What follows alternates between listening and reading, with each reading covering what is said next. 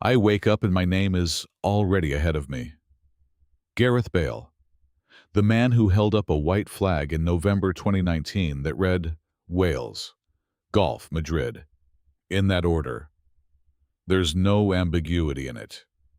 Wales first, Golf second, Real Madrid last. I was still under contract with Real Madrid, one of the highest paid players in the world, injured often, criticized constantly, not fluent in Spanish, not close to the dressing room, frequently photographed on golf courses while recovering. Then I lifted that banner after Wales qualified for Euro 2020. The image traveled faster than I ever could. Now, when I enter Valdebeba's conversations bend around me. Not silence, just adjustment. Staff still open doors. Security still nod. My access card still works. The machine doesn't malfunction because of a headline. But the air changes. Teammates look measured. Media questions come sharpened. Every touch in training feels audited. When I step onto the pitch at the Bernabeu, the whistles begin before the ball reaches me. I don't argue with them. I don't explain. The words are already printed, replayed, dissected. Spanish television loops the image like evidence. The club never publicly explodes. It doesn't have to. Decisions become administrative. Lineups shift. Minutes shrink. I sit more. I travel less. I become optional. Power is quiet when it's certain. The board doesn't need to shout to freeze you out. It just recalculates. Value, harmony, optics. I feel it in small things. Press officers advising shorter answers. Sponsors growing cautious. Interviews redirected. Every sentence weighed before I speak it.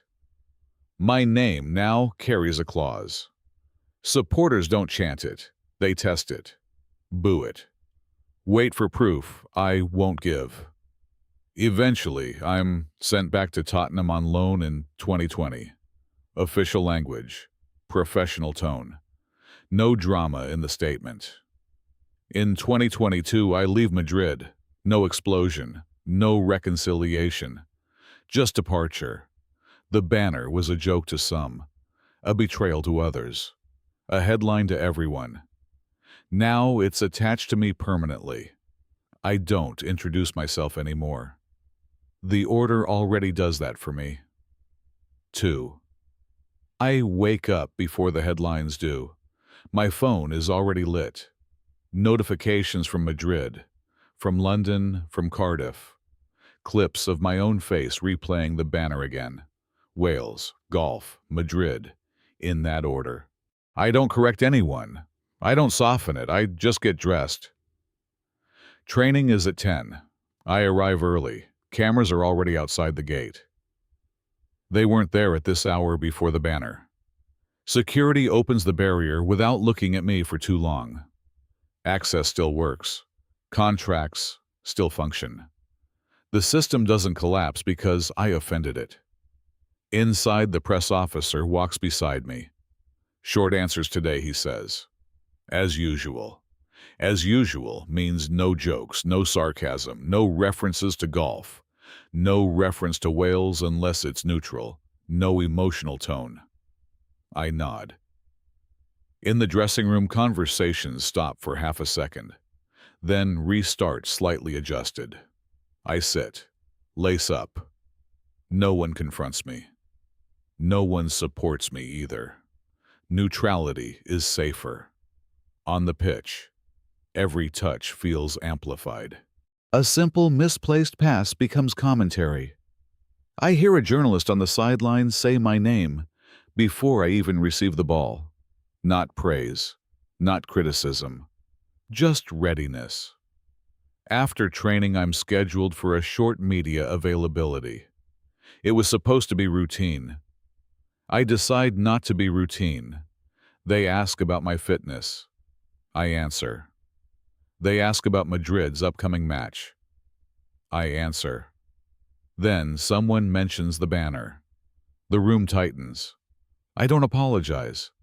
I don't escalate. I meant what it said, I tell them. Calm, direct. Phones lift higher. I don't insult the club. I don't retract anything. I simply refuse to rearrange the order. By the time I reach the tunnel, my agent is calling. Why would you say that? Because I already did. PR messages begin arriving before I get to my car. We'll clarify. We'll contextualize. We'll emphasize commitment. I turn the phone face down. In the afternoon, I go to the golf course. Not secretly. Not hidden. Broad daylight. I know the optics. Injured. Criticized. Accused of prioritizing golf over Madrid. I still go. I don't post about it. I don't hide either. Within an hour, a Spanish sports site runs the headline, "Bale doubles down." I haven't said anything new. A simple swing becomes proof of disrespect. I receive a message from someone inside the club. Not official. Just careful. This doesn't help. Help what? The image, the negotiation, the balance. Later, I'm told the board is concerned. That word travels faster than facts. Concerned about the dressing room. Concerned about fans. Concerned about market value. I'm still under contract, still training, still eligible to play. But eligibility is an influence. In the evening, I have a sponsor call. It was scheduled weeks ago. Now it feels like a risk assessment. They don't mention the banner directly. They talk about alignment, tone, brand harmony. I answer politely. I don't offer reassurance. Silence makes them more nervous than defiance. After dinner, I scroll. Pundits debate my commitment. Former players question my professionalism. Fans clip old injuries into new narratives. My name trends again. No new event happened today. I trained. I answered questions. I played golf. That's enough. Because now, everything I do carries intention, even when it doesn't. I understand something clearly tonight. My power here isn't affection. It isn't legacy. It's leverage. They can bench me, loan me, isolate me. But they can't erase the contract overnight. They can't stop cameras from turning toward me. They can't prevent a sentence from becoming a headline. So I use it. Not to fix anything, just to refuse choreography. I don't insult the club. I don't beg the fans. I don't explain the joke. I exist exactly as I am, and that becomes confrontation. By midnight, the narrative has already shifted again. Bale shows no regret. Madrid star defiant. Relationship beyond repair. I didn't raise my voice once today. I didn't attack anyone. I simply declined to rearrange my priorities to make other people comfortable. And that apparently is louder than shouting. 3. The house is quiet by midnight. Too quiet for someone whose name hasn't stopped moving all day. I sit with the lights off, phone on the table, screen down. It still vibrates every few minutes. Analysis, debate, former players deciding what I meant, reporters translating my tone into something sharper than it was. I said one sentence months ago. I repeated it today. That's enough to rearrange a career. The cost isn't shouting. It isn't confrontation. It's adjustment. It's knowing that every neutral act, training, answering, driving to a golf course, will be interpreted as strategy, defiance, disrespect. Even silence becomes commentary. I still have influence. My contract guarantees that. My history guarantees that. Goals and finals, trophies, moments that can't be edited out. But influence is not freedom. I can enter the building. I can train. I can speak. I just can't control what any of it becomes once it leaves me. Fame used to feel like amplification. Now it feels like surveillance. Every word passes through filters, club media sponsors, supporters. Even when I don't censor myself, someone else does it for me. Headlines trim nuance. Quotes lose temperature. Intent disappears. I understand something uncomfortable tonight. The banner was a moment. The reaction is permanent. Reputation doesn't expire when the news cycle does. It hardens. It becomes shorthand, uncommitted, disconnected. Golfer. It follows me into negotiations, lineups, interviews. It enters rooms before I do and sits down first.